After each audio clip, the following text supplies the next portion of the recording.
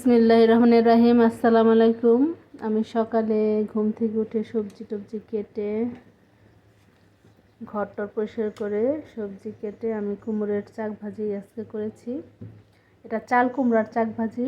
এটা শুধু হলুদ আর মরিচ আর একটু লবণ দিয়ে মাখিয়ে সুন্দর করে তেলে ভেজে নিলেই হয়। এটা খেতে কিন্তু আসলে অনেক মজাদার এবং কি অনেক স্বাস্থ্যকর একটা খাবার। চাল কুমড়ার অনেক গুণ আপনারা নিজেরাও জানেন।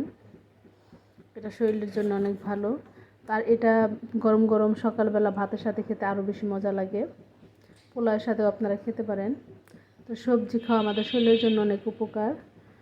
তো ভিউয়ার্স, আমার এই ভিডিওটি যদি ভালো লাগে লাইক কমেন্ট দিয়ে পাশে থাকবেন। আরও নতুন নতুন রান্নার রেসিপি এবং কি আমাদের মা দাদির আমলের যে রান্নার রেসিপি সেগুলো নিয়ে আমি আপনাদের সামনে আসব।